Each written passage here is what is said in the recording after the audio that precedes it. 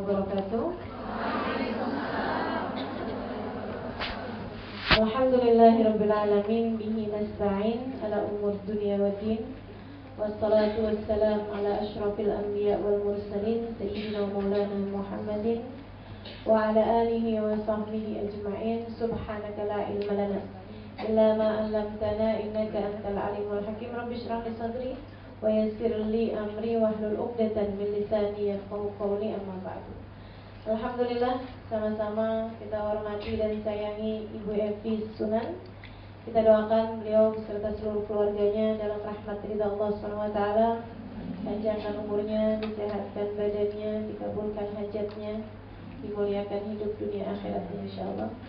Para ibu-ibu dosen dan juga teman-teman mahasiswi, saya ibu-ibu dosen, teman-teman mahasiswi. Kayaknya saya seumuran sama mahasiswi.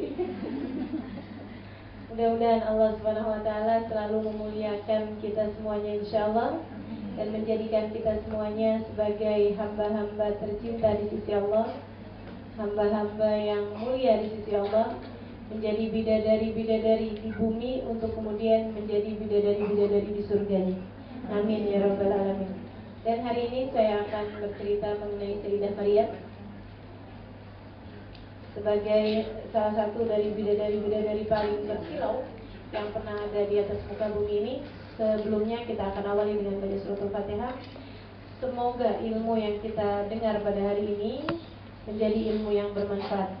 Semoga apa yang kita dengar pada hari ini dapat menjadi suri tauladan bagi kita dan membuat kita menjadi hamba-hamba Allah yang solehah dan istiqomah.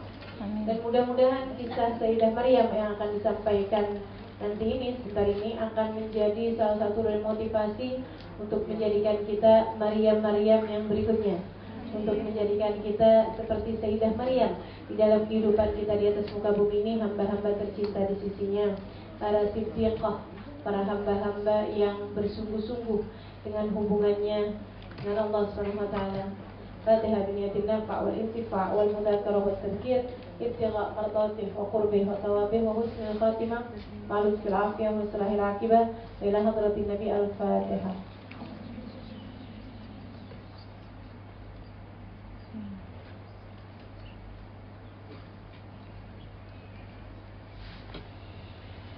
Teman-teman sedikit sekalian saya muliakan, kisah Maryam ini lengkap ya. Allah SWT ceritakan ada Maryam di usia, ada Maryam kecil, ada Maryam dewasa, gitu ya. Kita akan coba mulai Maryam kecil, Maryam anak-anak.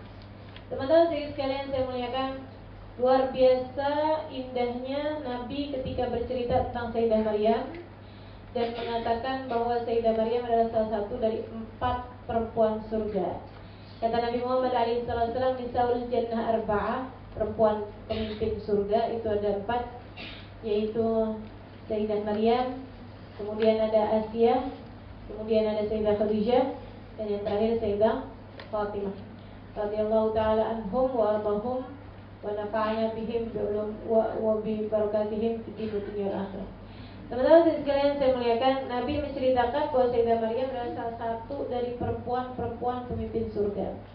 Bahkan Allah Subhanahu wa taala menjadikan nama beliau sebagai salah satu dari nama satu surat dalam Al-Qur'an. Apa artinya kalau tidak memuliakannya Allah kepada Sayyidah Maryam?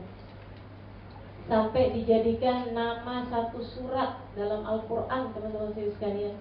Luar biasa benar Sayyidah Maryam ini.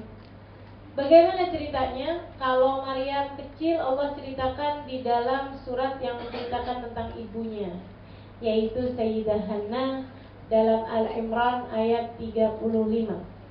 Kata Allah Subhanahu wa taala, "Idh qalat imra'atu Imran, Rabbi inni nadartu laka ma fi batni muharraran fataqabbal minni innaka antas samiul alim. Falamma wada'atha qalat rabbi inni wada'tuha untha wa laysa dhakaru kal untha wa inni samaituha Maryam wa inni u'idzuha bika wa dzurriyyataha minasyaitonir rajim. Fataqabbalaha rabbuha biqabulin hasanin wa anbataha nabatan hasana wa kaffalaha Zakaria. Kullama dakhala 'alaiha Zakaria al-mihrab wajada 'indaha rizqa. Qala ya Maryam anna laki hadha? Qalat huwa min 'indillah innallaha yarzuqu man yasha'u bighairi hisab. Ketika istrinya Imran berkata, "Ya Allah, aku nadarkan apa yang ada dalam kandunganku ini sebagai persembahanku untukmu. Terimalah ia dariku ya Allah, sungguhnya Engkau adalah Zat yang maha mendengar lagi maha mengetahui." Ketika istri Imran kemudian melahirkan anak tersebut, ternyata dia melahirkan anak perempuan. Dan tidaklah sama antara anak laki-laki dan anak perempuan. Istri Imran berkata, "Aku menamakan anak ini dengan nama Maryam, dan aku lindungkan dia dan keturunannya dari kejahatan setan yang terkutuk." Allah pun menerimanya dengan penerimaan yang baik. Kemudian ditumbuhkan kepadanya benih-benih kebaikan, dan ia pun dirawat atau diasuh oleh Zakaria.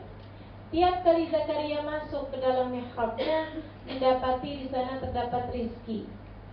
Dia pun bertanya, "Wahai Maryam, dari mana kamu dapatkan makanan ini, nak?" Maryam pun menjawab, "Dia dari Allah Subhanahu wa ta'ala.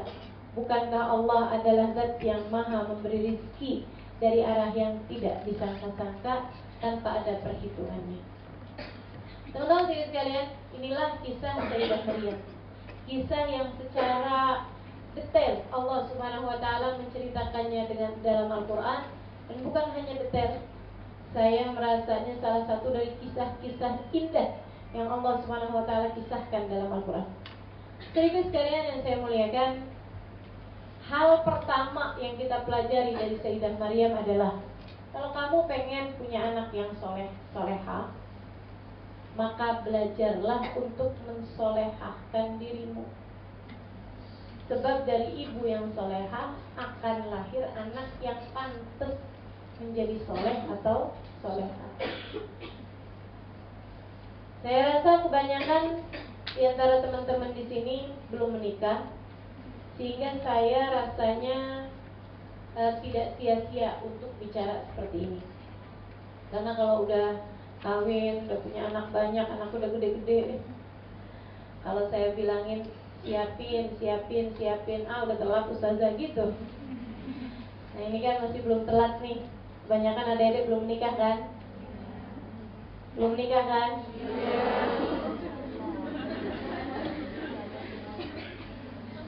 Lemes amat. Sehingga sekalian saya melihatkan Sayyidah Hannah namanya, ibunya Sayyidah Maryam, seorang perempuan sangat solehah. Dia menikah dengan seorang laki-laki sangat soleh, yang merupakan salah satu dari nabinya Allah Subhanahu wa ta'ala, walaupun beliau bukan seorang rasul. Nabi aja, bukan rasul. Namanya Imran. Teman-teman sekalian, Imran ini berkawan sama seorang nabi namanya Zakaria alaihi salam. Mereka orang-orang soleh pada zaman tersebut dan dari keturunan orang-orang soleh. Sayyidah Hannah menikah dengan Imran ini, teman-teman sekalian. Jadi itu kalau nyari suami harus cari yang soleh.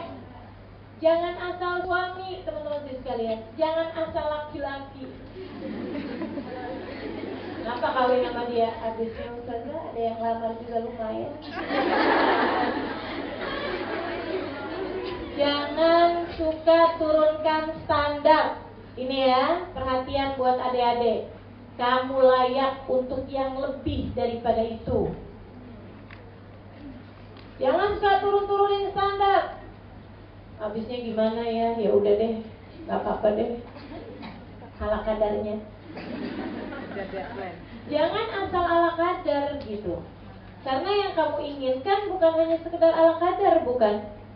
Teman-teman sekalian, tinggiin himmah, itu yang selalu disampaikan guru kami Habib Umar bin Hafiz.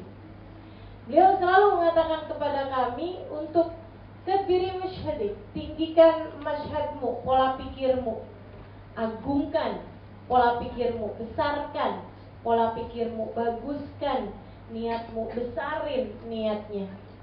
Orang yang nikahnya asal ya daripada sepanjang hidup gitu kan, dinafkahi sama orang tua, kalau nikah kan lumayan ada orang yang nyariin duit buat kita. Niatnya cuma gitu doang. Ya habisnya nggak enak itu jadi benalu mulu buat orang tua. Ya ampun.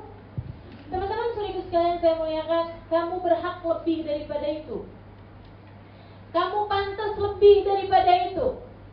Saya mau menikah. Kenapa? Karena saya ingin memperbanyak generasi Nabi Muhammad. Itu. Saya ingin menikah agar melahirkan orang-orang yang luar biasa, generasi-generasi Islam yang akan membela ajaran agama Islam dan menjadikan mereka para ulama-ulama di masa yang akan datang. Gitu, teman-teman saya sekalian, tinggiin himmahnya, tinggiin niatnya. Sedikit sekalian saya mengatakan, bahkan bukan hanya nikah, hidupmu. Jangan, iya udah dikasih hidup ya udah deh gitu.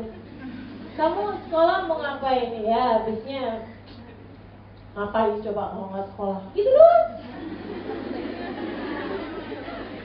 Dia kalau nggak sekolah ngapain? Ya sekolah udah begitu. Ya Allah. Teman-teman sekalian saya muliakan, apa-apaan tuh yang gede niatnya. Kayak Sayyidah Hannah ini ya, dia menikah bukan sama orang sembarangan. Kenapa? Karena beliaunya juga bukan perempuan sembarangan. Beliau perempuan sangat solehah, sehingga nyarinya juga laki-laki yang soleh. Nyarinya nabi, teman-teman sekalian. Kalau adik-adik jangan nyari nabi, nggak bakalan suka.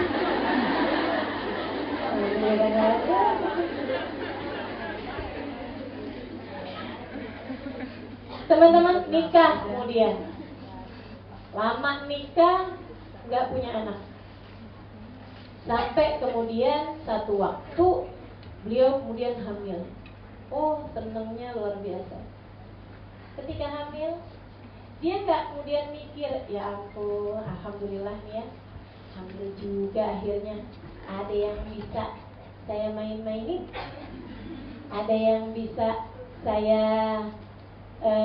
dandanin.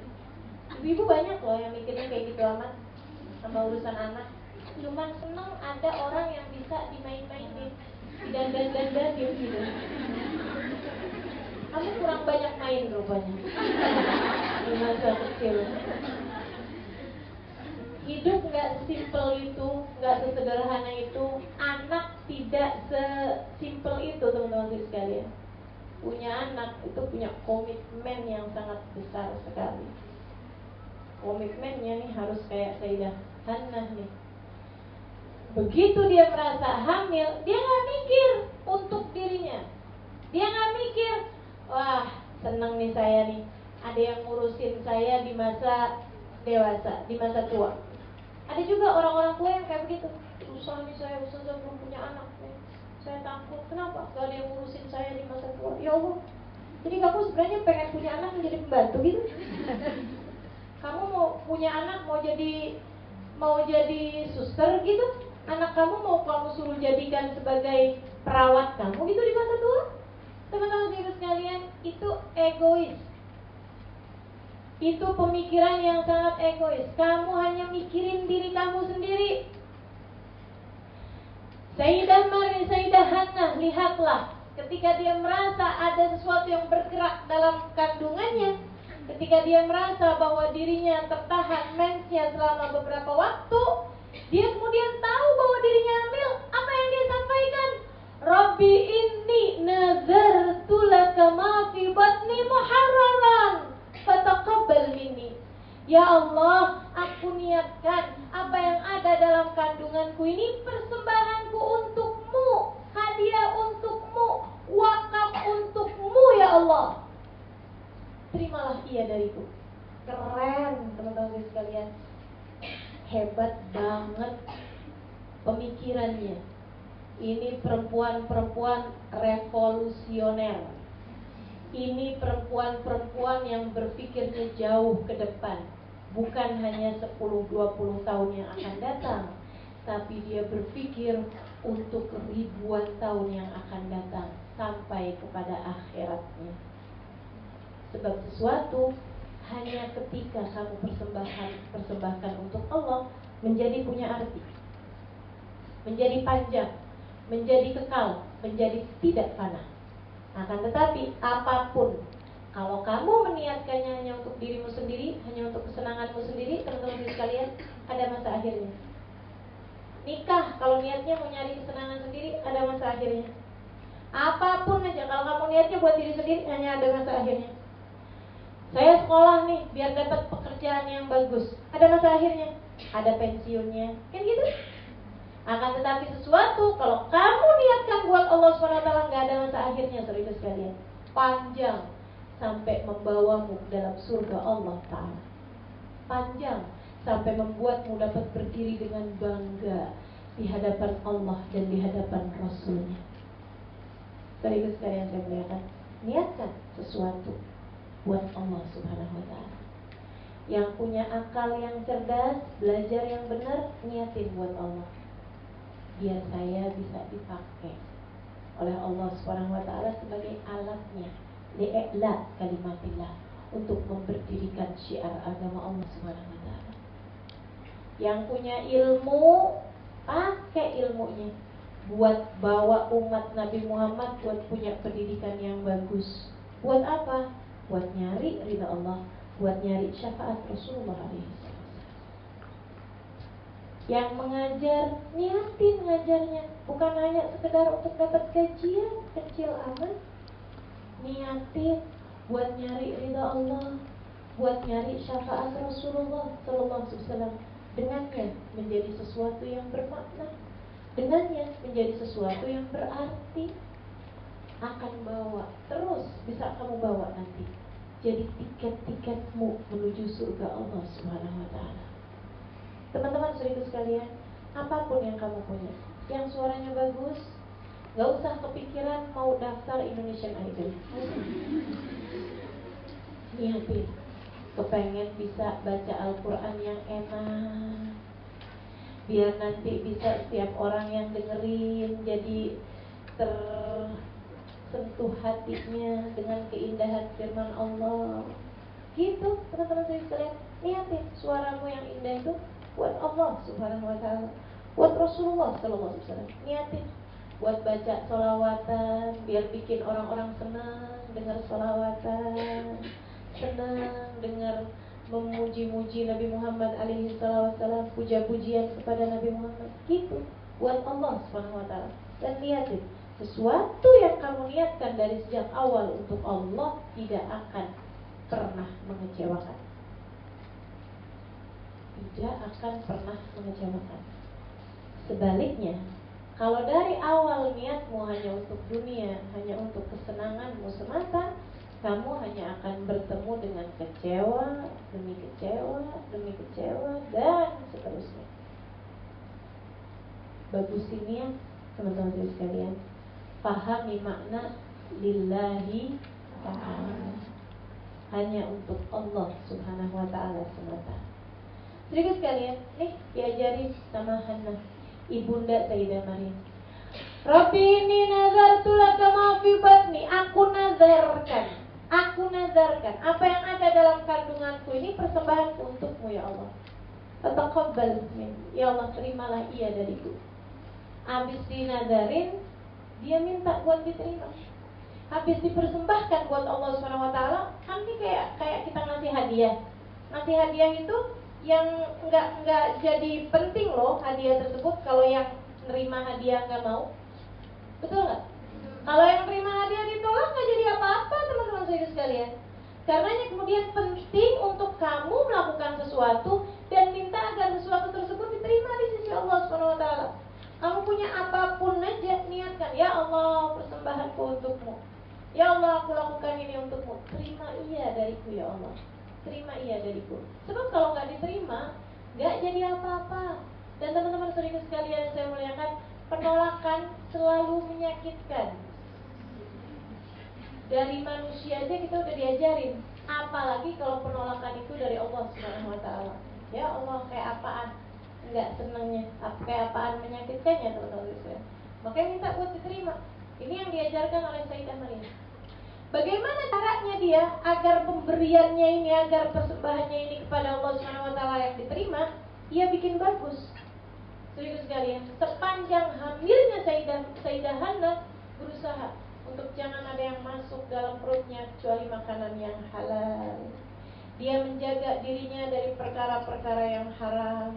Dia jaga dirinya jangan sampai lisannya ada bohong, jangan sampai lisannya ada ngomongin orang, jangan sampai dia melakukan hal-hal yang menyakiti orang lain. Kenapa? Nih, yang ada dalam perut saya sudah saya persembahkan buat Allah Subhanahu wa taala. Saya akan kerjakan yang terbaik baginya selama dia berada dalam kandungan saya. Gitu. Kalau kamu niatin ilmu kamu buat Allah Subhanahu wa taala dan Rasulnya, nggak gitu loh caramu belajar. Nggak males-malesan gitu caramu ngerjain tugas-tugas. Kalau kamu niatkan apa yang kamu punya buat Allah Subhanahu wa taala, tidak sesederhana itu loh melakukannya. Komitmen tingkat tinggi, teman-teman serius sekalian. Komitmen tingkat tinggi. Karenanya saya mendapati para ulama-ulamanya Allah Subhanahu wa taala, orang-orang yang paling profesional dalam mengerjakan tugas-tugas mereka di atas muka bumi. Padahal gak ada bosnya, padahal gak ada perusahaannya, tapi bisa begitu profesionalnya ngatur. Kenapa? Karena mereka paham yang mereka lakukan bukan untuk dunia, untuk akhirat mereka. Karena mereka paham yang mereka lakukan bukan untuk mencari kesenangan dirinya sendiri, tapi nyari ridha Allah Subhanahu wa taala, nyari Allah Subhanahu wa taala. Dan untuk mencari Allah Subhanahu wa taala, bukankah itu alasan yang cukup untuk kita menjadi sangat-sangat profesional? Serius sekalian, saya melihatkan ilmu profesional ini nggak didapat dari orang-orang yang kerja sebagai karyawan. Enggak, serius sekalian, nggak kurang profesional mereka gitu. Tapi kalau kamu pengen belajar profesionalisme, belajarlah dari para kekasih Allah Subhanahu wa taala. Mereka tuh yang profesional hidupnya. Serius sekalian, saya punya guru Bapak Nur misalnya, itu kadang-kadang semalaman ibadah. Besoknya ngajar. Ngantuk kah? Enggak. Besoknya mengajar. Berkurangkah waktunya? Enggak. Tapi kalau orang ngerjainnya bukan karena Allah Subhanahu wa taala, kalau malam nggak bisa tidur, siang-siang harus ngajar, gimana modelnya coba? Maka serius sekalian, kalau kamu di saat belajar mengantuk, yang kurang adalah niatmu. Yang kecil adalah niatmu, teman-teman serius sekalian.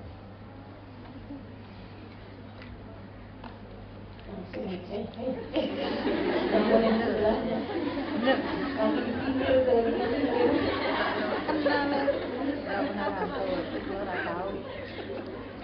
Beneran, saya dapati kasih Allah nih teman-teman sekalian. Orang yang bikin hidupnya buat Allah SWT, gak ada siapapun bisa mengalahkan profesionalismenya mereka dalam mengerjakan tugas mereka di atas muka bumi ini. Maka lakukan seperti yang mereka lakukan, teman-teman sekalian.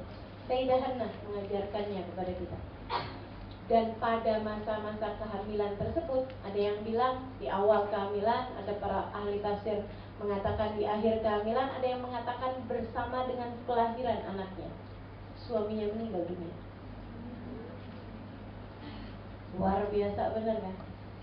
Apakah kemudian ketika suaminya meninggal dunia, dia kemudian kebawa baper, kemudian jadi perempuan yang sangat sedih hatinya sampai ada baby blues? Ini orang zaman sekarang kan banyak yang kayak gitu tuh. Nggak ada, serius sekalian.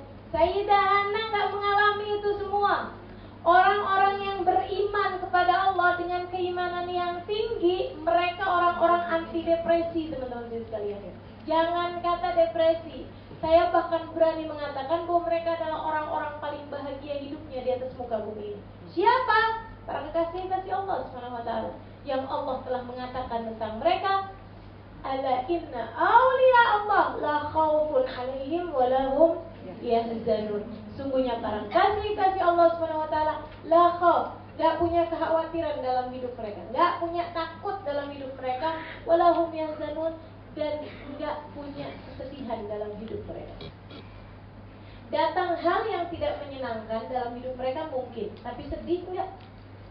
Apa yang terjadi? Nggak apa-apa terjadi. Suami meninggal dunia, ya nggak apa-apa gitu. Tapi khauf, rasa takut, wah siapa nih yang gedein anak ini nantinya? Nggak ada takut mereka. Khawatir, waduh ini nanti siapa yang nafkahin anak saya? Nggak ada, teman-teman sekalian. Suami meninggal, itu fakta. Tapi jangan kemudian membuatmu punya kekhawatiran-kekhawatiran. Sebab kekhawatiran-kekhawatiran itu opini, saudara sekalian. Bedakan antara fakta sama opini. Beda itu teman-teman sekalian. Opini bisa dirubah, fakta tidak. Fakta tidak. Ada orang ngata-ngatain kamu, itu fakta. Bagaimana kamu menanggapi dia, perasaan macam apa ketika kamu menanggapi dia, itu opini. Terserah. Kamu mau beropini seperti apa, saudara sekalian. Makanya kita dapatin ada seorang ulama dikatain dasar anjing loh. Makasih ya pujiannya. Itu. Ada orang lain ngatain dasar anjing. Katanya gitu. Katanya orang nih. Itu fakta, saudara sekalian. Kamu gak bisa merubah fakta. Kamu gak bisa berusaha di atas muka bumi ini jangan ada siapapun ngata-ngatain kamu. Gak bisa, teman-teman. Niscaya dalam hidup kamu pasti ada orang-orang yang gak senang sama kamu, berkata hal buruk sama kamu. Bahkan Nabi Muhammad alaihissalam sekalipun, manusia paling sempurna di atas muka bumi ini, dikata-katain orang kok gitu. Jadi dikata-katain orang itu keabsahanmu menjadi manusia. Oke? Tapi bagaimana pandangan kamu terhadap orang ngata-ngatain kamu, ini yang tergantung dari bagaimana caramu berpikir. Ini opini, saudara itu sekalian. Itu yang bisa kamu rubah. Orangnya kemudian datang lagi nanya, saya ini lagi ngata-ngatain kamu, bukan lagi muji kamu. Kenapa kamu malah bilangnya makasih ya atas pujiannya? Maksud kamu apa nih? Dia bilang, oh kamu lagi ngata-ngatain, saya dengarnya pujian. Kenapa bisa begitu? Saya lagi ngatain kamu anjing. Ya tapi saya dengarnya sebagai pujian. Saya memang berharap andai saya menjadi seperti anjing bagi Tuhan saya. Anjing adalah binatang, makhluk yang paling menyenangkan bagi tuannya. Betul apa enggak? Saya kepengen menjadi seperti anjing dalam urusan paling menyenangkan bagi Tuhan saya, yaitu Allah Subhanahu wa ta'ala. Ini loh saudara sekalian, opini yang bisa kamu rubah. Fakta nggak bisa kamu rubah apa-apa. Jadi fakta bahwa suami Hana meninggal dunia di masa-masa hamil besar beliau, atau di masa-masa awal kehamilan beliau, atau bahkan di masa ketika beliau melahirkan, itu adalah sebuah fakta saudara sekalian. Nggak bisa dirubah apa-apa. Nggak bisa dirubah apa-apa. Hana yang bisa beliau lakukan adalah untuk memperbagus opininya. Nggak kemudian yang, ya Allah tega amat sih ya Rob, tentang anaknya udah aku persembahkan buatmu, yang ngedidik jadinya saya doangan. Bapaknya kau ambil di sisimu. Nggak gitu. Nggak berkeluh kesah, nggak juga mikir gitu, siapa ya kira-kira jadi gantinya. Nggak gitu, karena mikirnya itu fakta, saudariku sekalian. Tinggal kita benerin aja cara kita berpikir, begitu kan ya? Ini Allah Subhanahu wa ta'ala mudah-mudahan mengaruniakan anak ini sebagai kawan dalam kehidupan saya untuk menggantikan suami saya bersamanya akan menuju kepada keridhaan Allah Subhanahu wa ta'ala seperti yang telah dilakukan suami saya, sehingga nanti di hari akhirat saya dapat berkumpul kembali bersama dengan keluarga kami. Gitu. Saudara itu sekalian, saya melihat hamba-hamba Allah Subhanahu wa ta'ala tahu caranya berpikir dengan opini yang benar. Jangan pernah berusaha merubah fakta. Yang harus kamu lakukan hanyalah merubah cara berpikir, merubah mindset, saudara sekalian, merubah opinimu. Ngerti nggak sih?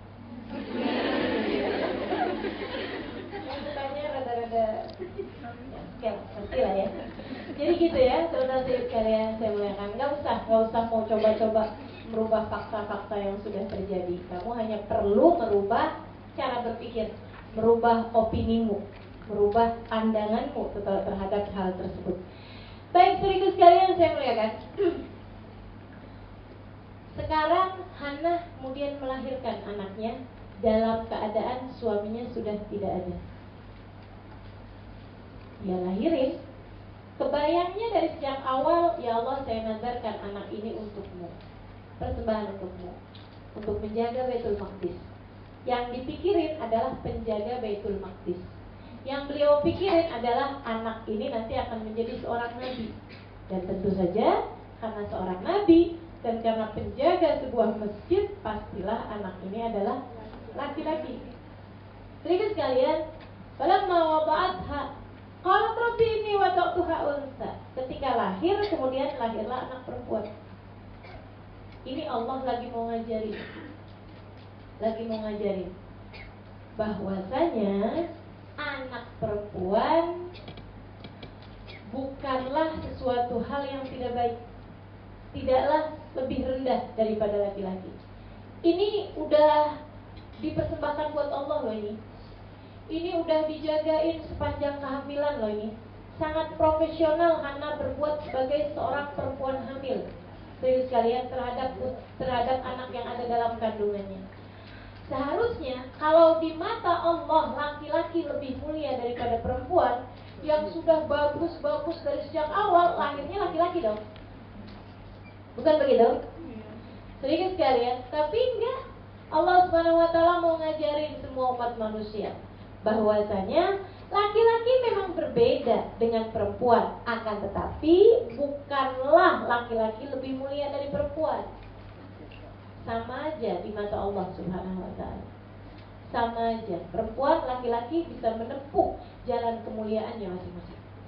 Ketika kemudian dia lahir, walaisa dzakaru kal unsa, laki-laki tidaklah sama dengan perempuan. Teman-teman sekalian, laki-laki tidak sama dengan perempuan. Demikian firman Allah Subhanahu wa taala, "Wa man asdaqu minallahi qila." Dan siapa yang lebih benar ucapannya daripada Allah Subhanahu wa taala? Enggak ada yang ucapannya lebih benar daripada ucapan Allah Subhanahu wa taala. Maka sesudah Allah mengatakan, "Walaisa dzakaru kal unsa." Laki-laki tidaklah sama dengan perempuan. Seharusnya tidak ada pemikiran orang Islam manapun yang hendak menyamakan gender.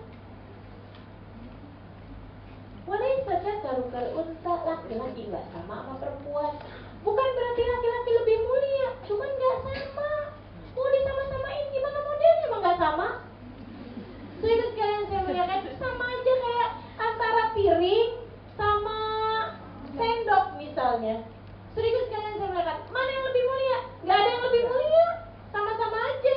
Cuman kamu hanya perlu memperlakukannya sesuai dengan yang semestinya. Kan begitu ya? Yeah. Antara piring sama sendok gitu kan? Atau antara sendok sama pisau misalnya teman-teman sekalian. Saya jarang-jarang pakai garpu. Jadi antara pisau sama sendok misalnya gitu. Kamu kalau mau ngambil kuah ya jangan pakai pisau. Kalau kamu mau ngiris jangan pakai sendok. Kan begitu? Gitu loh. Jadi beda fungsi, saudara sekalian. Laki sama perempuan beda, kata Allah Subhanahu wa taala. Beda di fungsinya. Bukan berarti yang satu lebih hina daripada yang lain. Jangan kemudian mau disama-samain auratnya laki-laki antara pusar ke lutut, perempuan juga dong. Maksud tuh. Teman-teman saudara sekalian, warisan laki-laki, perempuan katanya setengahnya dari laki-laki. Kenapa nih? Ada ketidakadilan dalam Islam, mestinya disama-samain. Saudara sekalian nggak bisa. Walaisa dzakaru kal unsa.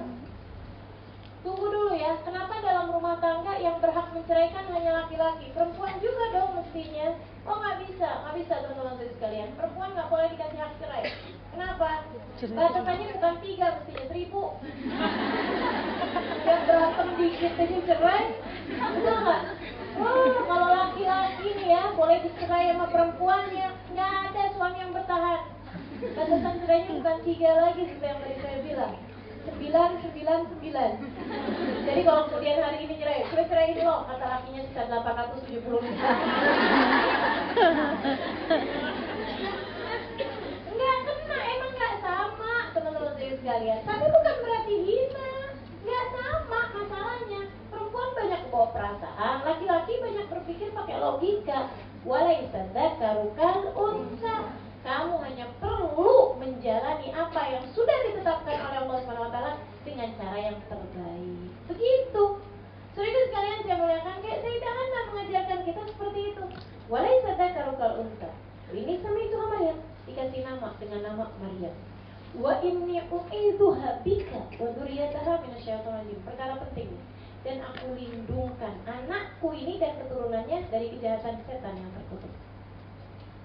Aku lindungkan, ya Allah, aku mohon perlindungan kepadamu. Jagalah anak ini dan keturunannya dari godaan setan yang terkutuk. Saudara sekalian yang saya muliakan, dia dari awal-awal mohon penjagaan kepada Allah SWT. Anak ini dari kejahatan setan yang terkutuk. Hamil diniatkan buat Allah, lahir dimohonkan perlindungan kepada Allah. Begitulah seharusnya kita terhadap anak-anak kita, dijauhkan dari keburukan-keburukan, dan kita minta kepada Allah untuk menjaga mereka seperti Allah Subhanahu wa taala menjaga hamba-hamba tercinta di sisinya. Katanya Nabi Muhammad SAW, semua anak ketika lahir digangguin sama Ummu Sibyan. Siapa Ummu Sibyan? Setan yang suka godain anak-anak.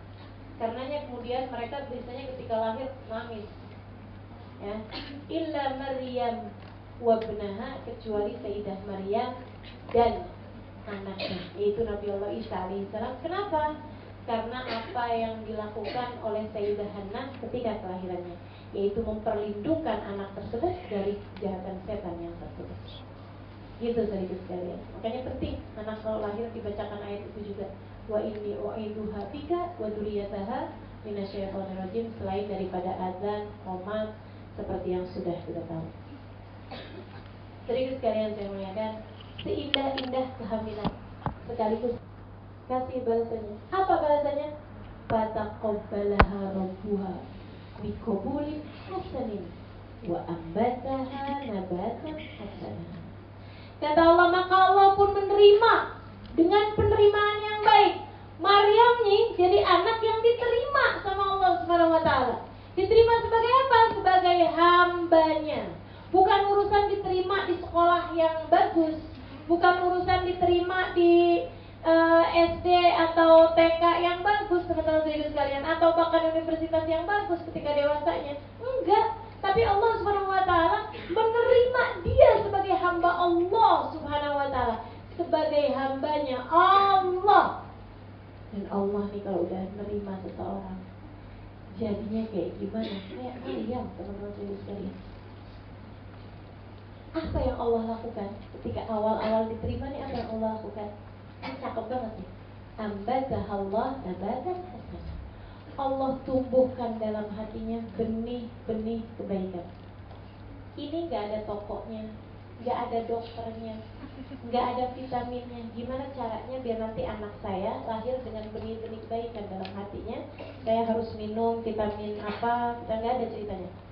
Serius sekalian, benar-benar hasil dari qabul atau rad dari Allah SWT, diterima atau ditolak sama Allah SWT.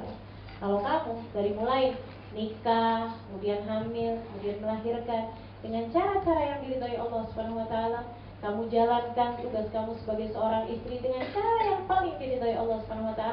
Kalau kamu punya anak, kalau kamu kemudian melahirkan anak, sangat berkemungkinan anak tersebut menjadi seorang yang ambatahallah nabatan hasanah. Makanya ibu teman-teman saya sekalian, untuk melahirkan anak yang baik diperlukan ibu yang baik.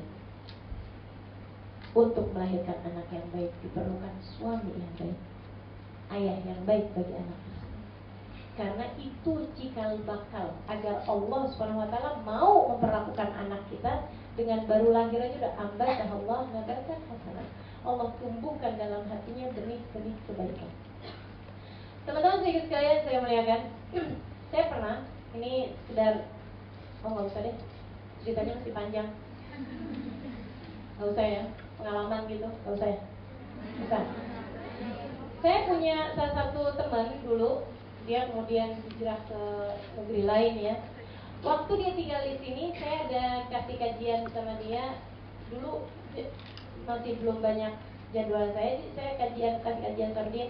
Awal-awal saya datang dari Hadramaut, dari Tarif, awal-awal tinggal di Jakarta, saya kasih kajian setiap Senin di rumah dia, Pak Dadong. Itu teman saya ini punya anak umurnya sekitar 5 tahunan, teman-teman saya sekalian. Tapi Masya Allah, setiap kali saya datang, itu dia akan nyambut di depan pintu dengan senyumnya, dengan dia udah pakai kerudungan. Umur 5 tahun loh ini, lucu banget gitu. Anaknya cantik. Dia kemudian akan yang Ustazah, dia ciumin tangan saya, dia pelukin saya, ahlan wasahlan Ustazah, kayak gitu. Terus nanti sepanjang saya ngajar, itu dia akan yang, saya nggak tahu dia nulis apa, pokoknya sibuk gitu. Sibuk sama buku, sama bolpennya dia gitu, kayak sok-sok ngerti gitu ya. Kayak ibu, kayak miniatur ibu-ibu muda. Karena masih umur 5 tahun gitu ya. Sementara yang ada di sekitar situ sekitar ibu-ibu muda semua, teman-teman mamahnya gitu kan. Jadi dia kayak miniatur ibu muda gitu. Dia nulis gitu. Terus kalau udah mic-nya ada gangguan misalnya atau apa, dia kayak sok-sok sibuk gitu kan, pergi ke tempat mic. Gaya banget. Jadi sekalian sampai habis selesai majelis tuh, kita biasa sholat gitu kan, sholat berjamaah. Itu dia yang rapi-rapiin sejadahnya orang-orang. Itu rapi banget gitu ya.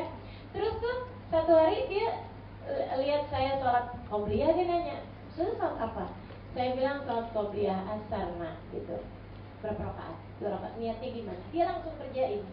Dan mulai hari-hari itu, besok-besoknya ceritanya ibunya, Ustazah, dia nggak pernah tinggal, tahu Ustazah, qobliyah asar. Qobliyah asar doang, yang lain-lain.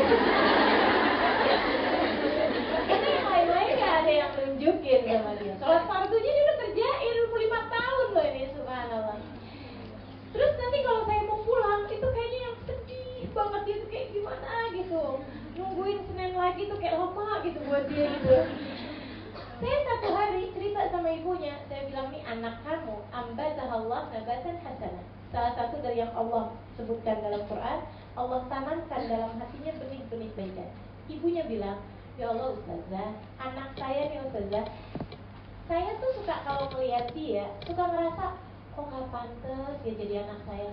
Emaknya kayak gini loh. Emaknya kayak gini gitu, bapak dia kayak gitu ya.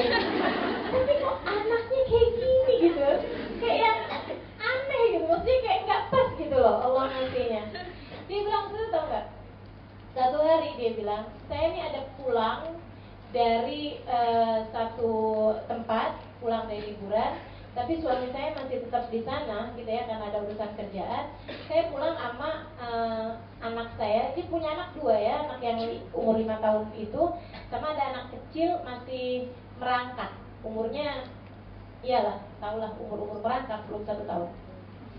Dia bilang, saya waktu itu pulang dalam keadaan udah malam, udah capek banget, saya pun langsung tidur gitu kan. Saya bikin susu anak, saya tidurin gitu semuanya.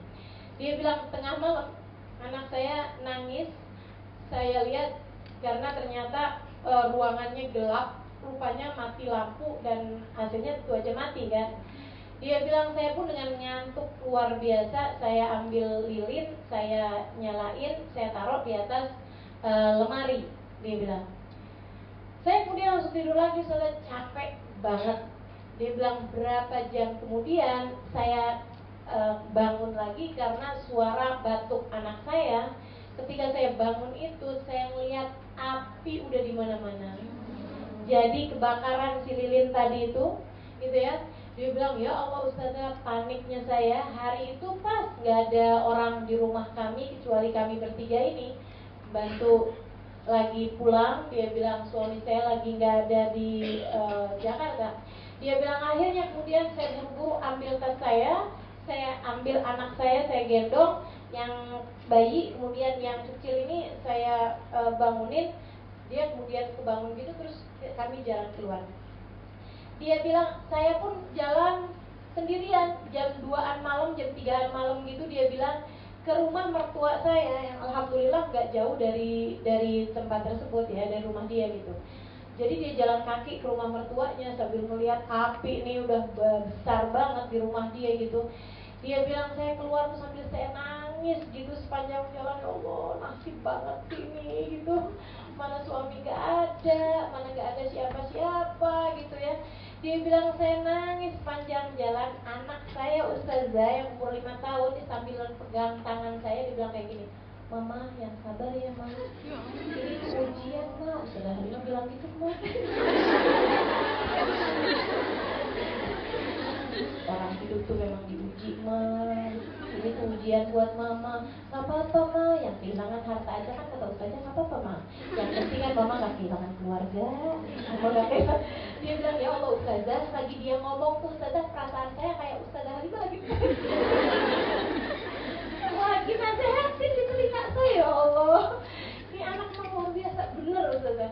Dia tuh cerita gitu kan tentang beberapa hal tentang anak itu yang bikin saya memang luar biasa. Anak kamu ambat ya Allah nabatan hasanah. Saya tanya sama dia, saya bilang, oke, kamu ngerasa bahwa kayak kapan gitu punya anak seperti dia, tapi saya yakin ada sesuatu hal yang kamu lakukan di masa kamu hamil atau di masa kamu sebelum hamil gitu kan, untuk bisa anak kayak begitu tuh ada pasti yang kamu lakukan. Dia bilang iya sih Ustazah, saya tuh kalau lagi hamil dipaksa tahajud sama suami saya. Gak apa-apa dipaksa juga, gak ada urusan, yang penting bangun tahajud. Dia bilang saya tuh dipaksa tahajud Ustazah, kalau lagi hamil kan gak ada temen, jadi kan dia bisa istiqomah tuh tahajud. Tiap kali saya lagi capek, saya lagi sakit, saya lagi males gitu, suami saya bilang kayak begini, ayo dong bangun dong tahajud dong, kesian lo anak kamu. Saya bangunin kamu bukan karena kamu, karena anak kita.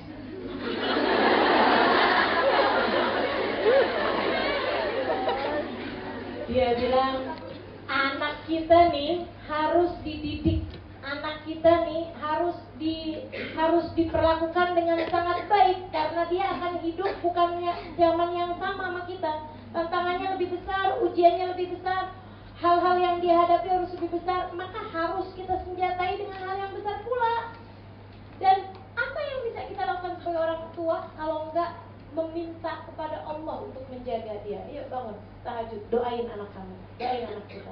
Gitu dia bilang. Jadi Ustazah, saya udah hamil, saya tahajud dari 9 bulan. Walaupun habis selesai melahirkan udah gak, belum tentu tahajud lagi gitu. Tapi seperti itu dia ketika hamil. Nah itu loh teman-teman sekalian, ambatahallah nabatan hasanah. Nggak bisa diusahakan secara fisik, nggak bisa diusahakan secara pergi ke dokter yang terbaik, rumah sakit yang terbaik, vitamin yang terbaik. Nggak ada urusannya pakai begituan. Bener-bener kamu memantapkan diri agar anak mulai diterima sama Allah SWT. Niat yang bagus, rezeki yang halal, keadaan kamu yang jauh dari perbuatan dosa, gitu ya. Itu yang membuat anak ketika lahir insya Allah menjadi seseorang yang ambatahallah nabatan hasanah. Allah taruhkan dalam hatinya benih-benih kebaikan, sehingga mau baiknya tuh gak susah, udah ada benihnya, udah tinggal tunggu doang. Terikat sekalian, berasa gak kita dalam hidup mau jadi orang baik tuh susah? Berasa gak? Berasa gak teman-teman? Berasa kan? Betapa kita memiliki kecenderungan terhadap keburukan-keburukan. Berasa apa enggak? Berasa. Kalau buat nonton TV kayaknya semangat banget, tapi giliran disuruh baca Quran kayaknya langsung gitu kan gitu. Betapa kita memiliki kecenderungan terhadap keburukan-keburukan. Nah, alangkah sangat indahnya kalau kita punya anak itu memiliki kecenderungan untuk kebaikan-kebaikan. Dan itu merupakan balasan dari Allah SWT ketika anakmu kamu serahkan kepada Allah, ketika anakmu kamu persembahkan kepada Allah SWT. Ambatahallah nabatan hasanah. Jadi balasan buat ini nazar tulaka ma fi batni muharraram. Aku jadikan apa yang ada dalam kandunganku persembahanku untukmu ya Allah. Terimalah ia darimu. Allah fataqabbalha rabbuha. Allah terima dan hasilnya ambatahallah nabatan hasanah. Serius sekalian, dan karena dia bapaknya udah gak ada, nih harus ada yang ngasuh, harus ada yang ngedidik orang yang bisa bawa dia ke jalan Allah Subhanahu Wa Taala. Rebutan, teman-teman sekalian. Orang-orang pada kepengen mendidik Maryam nih, dari mulai kecil emang anaknya udah nyenengin banget, ini banget, apa segala macam, bener saya aja deh. Masya Allah, luar biasa, benar teman-teman sekalian. Yang mau mendidik nih orang-orang soleh nih pada semuanya kepengen jadiin dia murid saya, jadiin dia anak angkat saya, jadiin dia ini saya, pokoknya semuanya pada kepengen. Akhirnya sampai diadakanlah undian. Keren banget kan? Diundi. Gimana cara ngundinya? Masing-masing dari para orang-orang yang kepengen ngasuh, ini memang rata-rata pada zaman tersebut jarang loh orang bisa nulis, bisa baca. Tapi mereka nih yang pada kepengen ngedidik Sayyidah Maryam adalah orang-orang berpendidikan. Pada masa tersebut ya, 2000 tahun yang lalu, lebih dari 2000 tahun yang lalu. Berikut sekalian, apa yang mereka lakukan? Mereka kemudian pena-pena yang biasa mereka pakai buat nulis Taurat, buat nulis Injil belum ya, buat nulis Taurat, buat nulis kitab-kitab yang terdahulu, ini yang mereka undikan, mereka lempar ke sungai. Siapa yang penanya ngambang, betul ya, itu dia yang berarti dipilih Allah untuk bisa membesarkan anak ini. Jadi sekalian saya muliakan, pada saat itulah yang ngambang adalah penanya Zakaria alaihissalam yang masih kerabat sama Sayyidah Maryam ini. Jadi sekalian saya muliakan, maka kemudian Sayyidah Maryam mulai udah umur agak besar, maksudnya umur belajar gitu. Dia pun kemudian dididik oleh Nabi Allah Zakaria alaihissalam. Sedikit sekalian saya muliakan, dia pun menjadi seorang perempuan ahli ibadah yang luar biasa. Sayyidina Zakaria alaihissalam tahu anak ini anak yang Masya Allah benar, dijaganya juga beneran banget. Teman-teman jadi sekalian, dia ditinggalkan di sebuah rumah di dalam bagian Masjidil Aqsa gitu ya, saya kayak di halamannya apa-apa, tapi rumah tersebut itu tinggi. Dan untuk naiknya itu ada tangganya, yang tangganya diambil balik sama Nabi Zakaria alaihissalam. Diambil balik tangganya. Jadi itu rumah tangga, tapi nggak ada tangganya.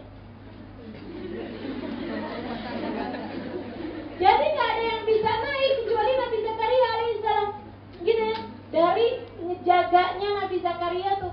Dan itu pun ada di dalam sebuah bangunan, teman-teman sekalian. Yang bangunannya setiap kali Nabi Zakaria keluar dikunci sama Nabi Zakaria. Jadi nggak bisa kemana-mana Sayyidah Maryam. Dan jangan dikira wah terkungkung dong Sayyidah Maryamnya, nggak seneng dong dia. Oh, hamba-hamba Allah, para muslimah sejati, mereka mengerti caranya berkawan dengan Allah Subhanahu wa taala. Mereka ngerti caranya menghadirkan Allah dalam kehidupan mereka. Mereka pun selalu berada dalam mihrabnya, berzikir, beribadah kepada Allah Subhanahu wa taala. Di sanalah surga mereka. Allah pandang Sayyidah Maryam dengan pandangan penuh cinta. Saudara sekalian yang saya muliakan, sampai kemudian balik. Waktu masa kecil ini udah mulai kelihatan nih. Ada satu masa kan yang bisa masuk ke situ cuma Nabi Zakaria alaihissalam. Teman-teman sekalian dan ibundanya ya, terus saja Sayyidah Hana gitu di waktu-waktu tertentu datangnya barengan sama Nabi Zakaria gitu kan. Nah itu saudara sekalian saya muliakan, dia bawa dong makanan-makanan Nabi Zakaria ini untuk Sayyidah Maryam. Satu ketika pas lagi kirimin makanan udah ada makanan di situ, ada buah-buahan. Tapi Nabi Zakaria diem aja, dipikir oh ini mungkin ada ibunya yang tadi waktu datang itu ngasih buah itu mungkin, gitu ya. Dia pikir aja gitu. Tapi lama-kelamaan menjadi semakin aneh karena ada buah-buahan yang gak pada musimnya. Gak musim rambutan, tapi ada rambutan. Saya gak tahu buah apa ya. Biar gampang aja, buah yang pakai musim rambutan, gitu kan. Gak musimnya mangga, ada mangga di situ, kan aneh nih. Jadi nanya kemudian, Maryam, dari mana nih nak kamu dapetin buah ini? Keliling sampai Gempur juga nggak ketemu di pasar-pasar.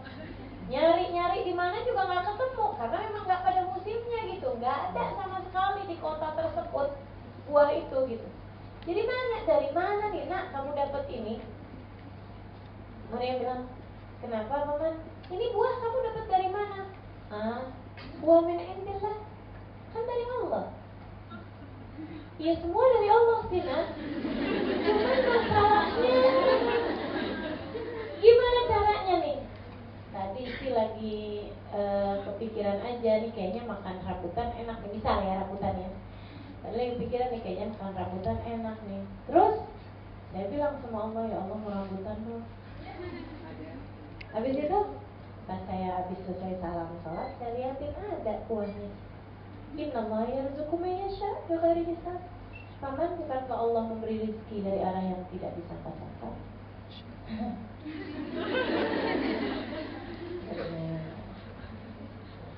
Hunalika da'a Zakaria rabbah. Ngelihat itu, Nabi Zakaria langsung angkat tangannya. Ya Allah, karuniakan kepada saya anak. Ya kurang lebih yang kayak Maryam ginilah. Gitu. Subhanallah, Allah kemudian ijabah doanya. Guru saya bilang, Umar bin Habib bilang, kenapa yang kepikiran sama Nabi Zakaria adalah di tempat tersebut Nabi Zakaria berdoa. Jadi sekalian, karena Nabi Zakaria paham doa itu perlu tempat mustajab untuk melakukannya. Kalau kamu ingin doamu lebih cepat diijabah, maka berdoalah di tempat-tempat mustajab. Salah satu tempat mustajab adalah tempat ibadahnya salah satu dari kekasih Allah. Diturunkanlah rahmat di tempat tersebut, maka di tempat itulah kamu sebaiknya banyak berdoa. Maka dari sekalian saya muliakan, sering-seringlah pergi ke tempat-tempat mustajab doa. Salah satunya majelis-majelis ilmu. Kan kita di dalamnya sedang beribadah. Yang saya sedang ceritakan kisah perempuan salehah yang saya yakin seperti yang disampaikan Nabi Muhammad SAW, inda dzikri sholihin tanazzalatir rahmah. Ketika disebut nama orang-orang soleh, turunlah hujan rahmat. Nah, ketika sedang turun hujan rahmat yang seperti ini, kita berdoa memohon kepada Allah Subhanahu Wa Taala.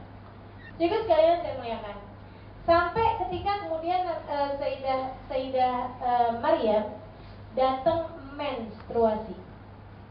Jadi sekalian, nah ketika datang menstruasi, rumahnya itu kan jadi bagian dari Masjidil Aqsa. Jadi dia itu harus kalau lagi menstruasi nggak boleh ada di tempat tersebut untuk ibadah. Jadi sekalian, beliau kemudian ditinggalkan di tempat bibinya, Asya namanya. Nah itu apakah beliau adalah istrinya Nabi Zakaria atau bibi yang lain, wallahu a'lam. Tapi yang pasti dia ditinggalkan di rumah yang dekat dari situ, tapi dia harus keluar dari Masjidil Aqsa karena Sayyidah Hannah meninggal dunia tidak lama kemudian dari Sayyidah Maryam ini masa-masa kecilnya. Jadi dia sekarang yatim piatu, Sayyidah Maryam ini, dan dia kemudian di saat balik itu harus punya tempat lain yang bukan di dalam masjid untuk bisa tinggal, untuk beliau tinggali di masa-masa beliau sedang berhalangan, sebab rumahnya kan rumah masjid. Jadi dia pun kemudian tinggalin tempatnya Asya. Kalau dia jalan dari tempat tersebut ke tempat yang lain, itu beliau pakai hijab. Maksudnya beliau tidak menampakkan bahkan wajahnya sekalipun, sehingga orang nggak bisa kenal siapa beliau. Kenapa? Karena beliau sangat menjaga diri. Padahal waktu itu teman-teman sekalian belum ada kewajiban, belum ada perintah untuk hal-hal yang seperti itu. Gitu ya, saya nggak tahu aturan auratnya seperti apa, tapi yang pasti memang karena beliau sangat menjaga diri, makanya kemudian fattakhadhathu hijaban, kata Allah Subhanahu Wa Taala, maka Maryam pun kemudian memakai hijab untuk dia pergi ke tempatnya bibinya tersebut itu. Satu waktu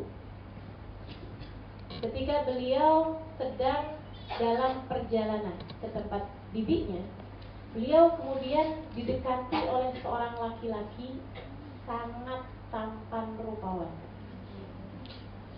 Ini pelajaran nih, dengerin adik-adik.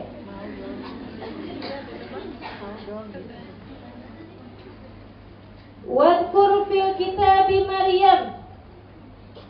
Mana ya?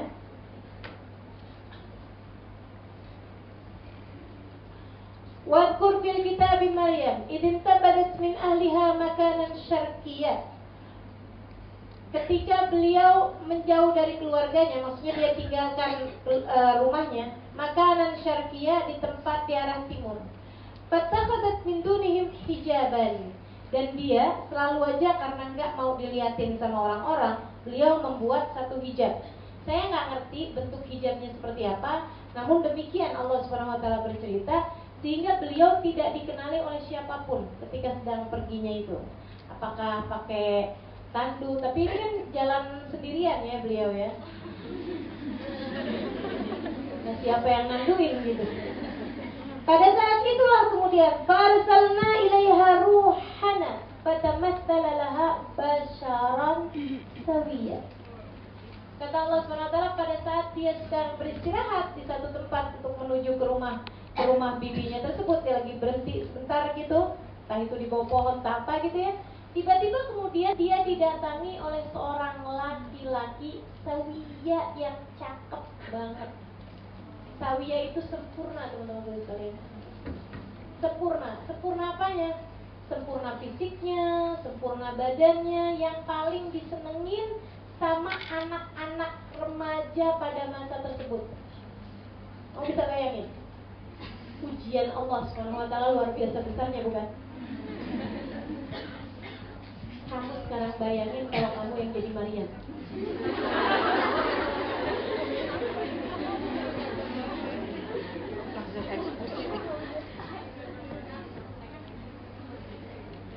Apa kata Maryam? Cakep banget. Ini bekalan nih buat adik-adik nih. Kalau kamu jadi remaja, buat adik-adik mahasiswi nih, kamu masih remaja, nih kayak gini nih. Kamu harus jadi Maryam 2019. Kalau dideketi sama laki-laki begini, kamu harus ngerjain kayak begini. Dideketi nih, padahal itu adalah seorang malaikat, tapi Allah SWT serupakan ruhnya ini, malaikat Jibril ini, Allah serupakan basyaran sawiya, seorang laki-laki yang sempurna, yang paling disenengin sama perempuan pada zaman tersebut, termasuk disenengin sama Sayyidah Maryam juga pada masa tersebut itu, sebagai seorang wanita, teman-teman sekalian. Tapi bagaimana agama dapat menjadi kendali? Bagaimana agama dapat menjadi pengendalimu dalam kehidupan? Ini nilaimu terlihat di sana. Kalau kamu jadi cewek, kamu merasa jadi solehah karena memang gak pernah ada laki-laki yang deketin kamu.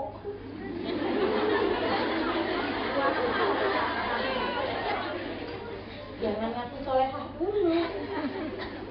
Kelihatan solehahmu tuh nanti, bukan nanti, maksudnya ketika ada seseorang yang mendekati kamu dan dia bukan asal-asal, tapi basyaron sawiya.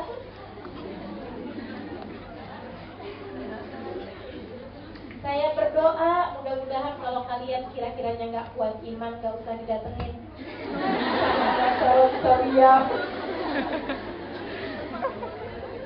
Lemah iman ini susah nih. Apa kata Sayyidah Maryam? Nih, catat. Apa kata Sayyidah Maryam? Inni a'udzu birrahmani minka in kunta taqiyya. Beliau bilangnya kayak begitu. Aku berlindung kepada Allah, menjauhlah kamu dariku.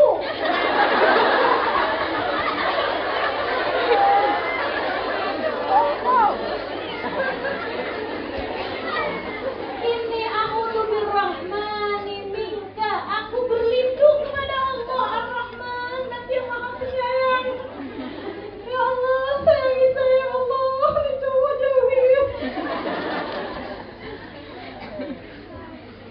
In kunta taqiyya, jika kamu adalah seorang laki-laki yang bertakwa, jauhlah kamu.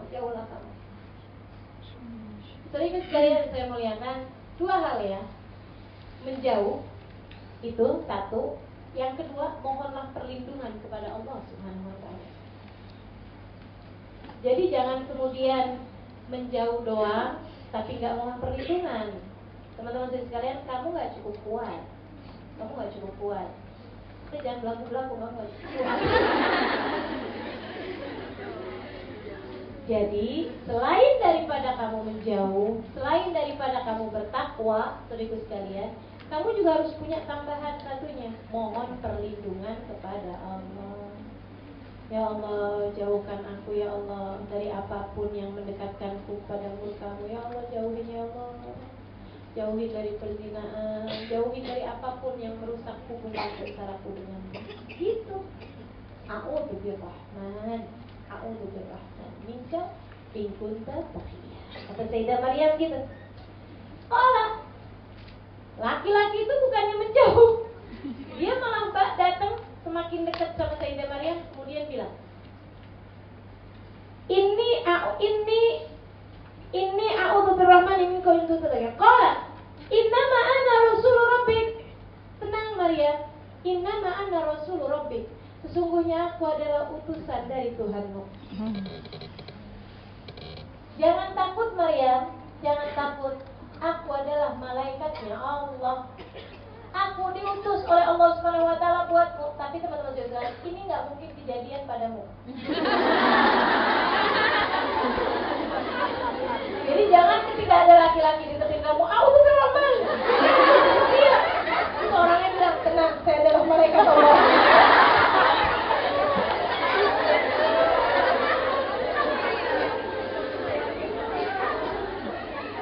Kalau Sayyidah Maryam benar ya.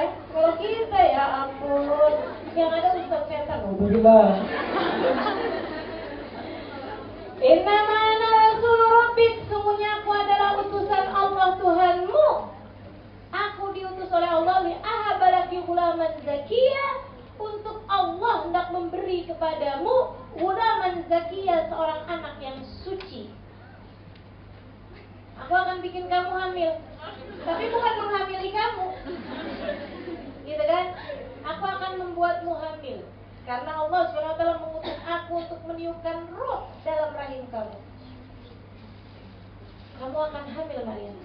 Kata Maryam, qalat anna yakunu li ghulam walam yamsasni basharan walam aku baghiyah. Gimana ceritanya saya bisa punya anak? Saya ini gak pernah bersentuhan dengan laki-laki, dan saya pun bukan seorang perempuan yang seperti itu. Maksudnya saya juga bukan perempuan gak benar yang maunya disentuh sama laki-laki. Halo? Halo? Saya bukan perempuan gak benar yang maunya disentuh sama laki-laki. Halo? Kalau kamu perempuan bertakwa pasti gak mau bersentuhan dengan laki-laki. Saya berdoa semoga semuanya jadi perempuan-perempuan seperti itu. Amin. Aminnya nggak serius, masih pengen gandengan, pengen pegangan. Jadi sekalian, akhirnya kemudian gampang banget ini ya. Gini nih.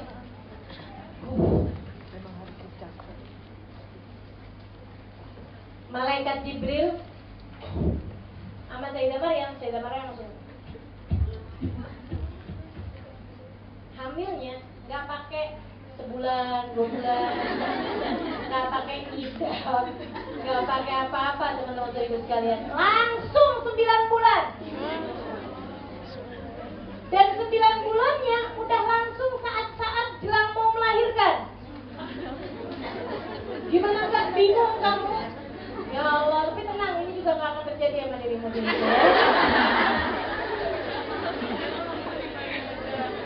Ibu sekalian, saya ingin lanjutkan tapi waktu tidak mengizinkan.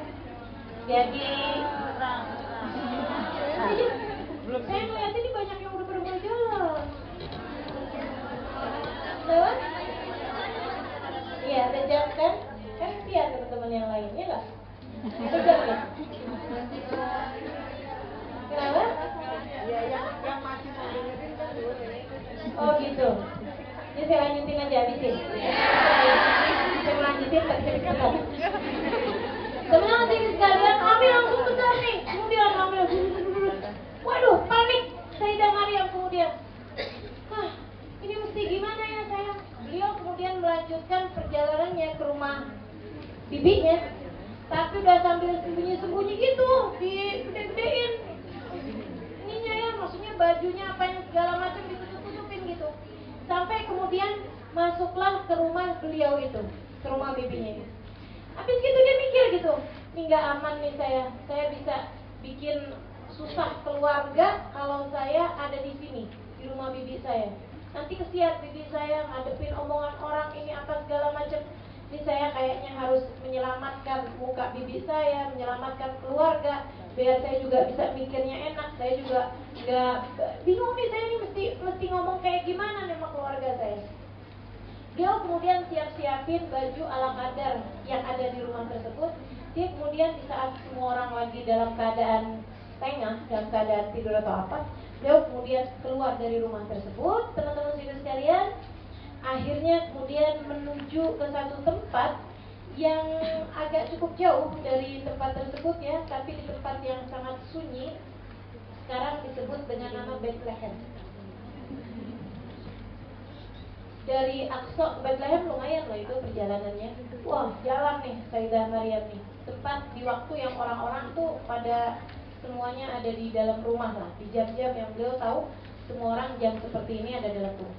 Datanglah kemudian beliau ke tempat tersebut, gitu kan. Di bawah sebuah pohon, belum nyampe, maksudnya belum tahu mau kemana. Beliau kemudian merasakan perutnya nih kayak udah mau melahirkan. Kesakitan yang luar biasa. Beliau kemudian akhirnya duduk di bawah sebuah pohon gitu. Kata Allah Subhanahu wa Ta'ala, di saat beliau kayak gitu tuh, beliau kemudian bilang, sebagai seorang perempuan ya, sebagai seorang yang nggak ngerti lagi mau ngapain, teman-teman sekalian, fajahal makhot ila jid'in nahlah. Dia kemudian datang makhot, datang waktunya melahirkan, datang air ketuban pecah kayak gitu loh. Qalat, di bawah sebuah pohon itu dia bilang, ya laitani mittu qabla hadha wa kuntu nasiyan mansiya. Ini kayaknya lebih mudah saya nih mati aja nih sekarang gitu. Wa kuntu nasiyan mansiya, kalau saya mati sekarang saya hanya menjadi seseorang yang terlupakan begitu aja. Maksudnya dia ngerasa itu adalah titik terbesar dalam hidup dia, musibah yang sangat-sangat besar dalam hidup dia. Dan hal, kalau orang itu dalam hidup itu kan ada down, teman-teman sekalian, sampai ke titik nadir, titik terendah. Nah, Sayyidah Maryam masa itu merasa bahwa itu adalah titik ternadir dia dalam kehidupan. Ya Allah, saya mati aja deh ya Allah. Kalau saya mati ini kan udah kelar nih urusannya nih. Saya bersamamu gitu, udahan kan ya Allah, gak ada apa-apa lagi kan, gitu. Sedih benar, teman-teman sekalian. Melahirkan dengan cara langsung 9 bulan, melahirkan orang tuh ya, ibu muda aja pakai hamil 9 bulan, ada suaminya. Kalau ngelahirin maunya sama emaknya loh, betul apa enggak? Maunya sama ibunya gitu. Teman-teman ini kebayang sendirian, jauh dari keluarganya karena dia bawa kehamilan. Yang dia bingung nih nanti ngomongnya apa sama orang-orang gitu. Ya Allah, kok gini amat hidup saya ya. Jadi dia di bawah pohon tuh dia bilang, ya laitani mittu qabla hadha wa kuntu nasiyan mansiya. Ya Allah, mati aja enak nih saya, Allah, saya bersamamu dan kemudian terlupakan begitu aja. Saya nggak harus jawabin pertanyaan orang, saya nggak harus apa-apa gitu. Matiin aja deh saya. Tadi kan sekalian saya melihatkan apa kata Allah Subhanahu Wa Taala. Kalau kamu perempuan soleha, kalau kamu perempuan yang dekat sama Allah Subhanahu Wa Taala, kalau kamu ngerjain semua yang Allah Subhanahu Wa Taala perintahkan kepadamu dan jauhi larangan-laranganmu, ketika kamu berada di titik nadir, Allah akan berbuat seperti ini kepadamu. Apa itu? Fanadaha min tahtiha. Allah kemudian memanggil dari arah bawahnya. Jadi kayak dia kan lagi kesakitan kan, jadi menujunya memang ke arah bawah. Dia kayak dengar suara dari arah bawahnya gitu. Jadi sekalian, apa katanya? Apa kata Allah? Ya Allah, indahnya luar biasa. Alla tahzani, jangan sedih wahai Maryam. Jangan sedih Maryam. Qad ja'ala tahtaki tahtaki sariya.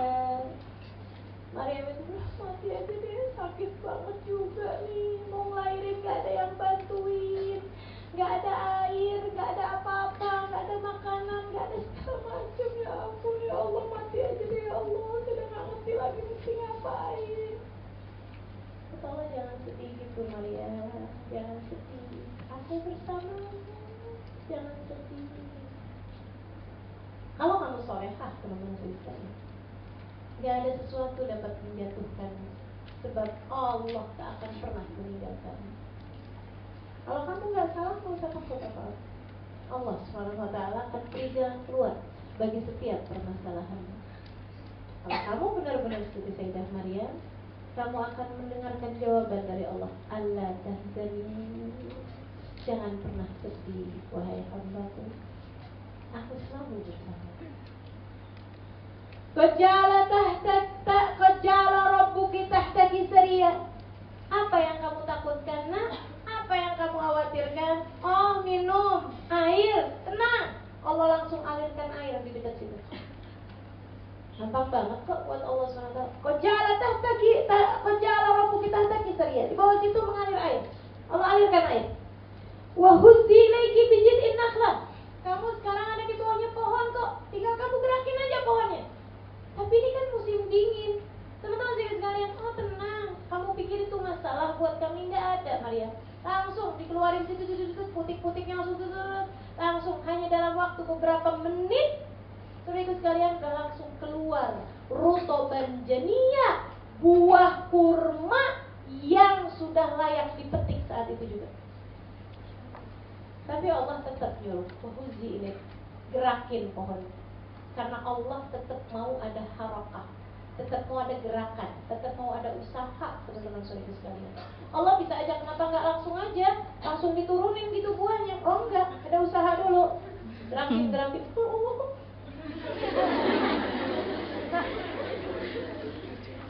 Fahuzilaiki bijid'in nakhlah tusaqit 'alaiki rutban janiyah, maka berguguranlah buah-buahan.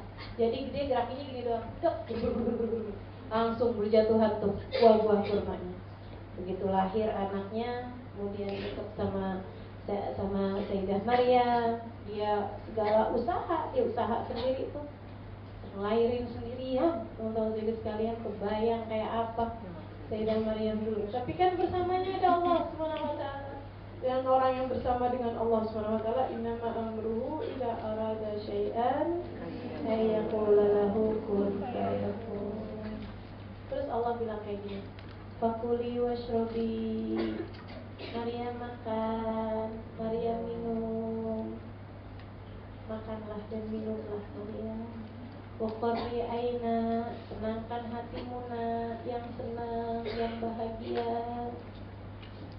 Enak banget sih jadi hamba Allah SWT. Enak banget loh jadi bidadari bumi ini. Maka teman-teman sekalian, ini adalah jalan kita, jangan pilih jalan yang lain.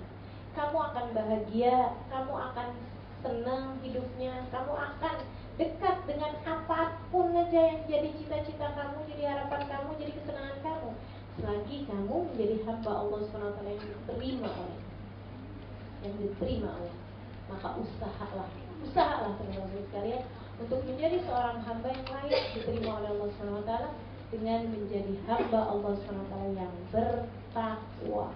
Takwalah jadi senjata, nanti Allah SWT akan berikan kepadamu segala kebaikan-kebaikan.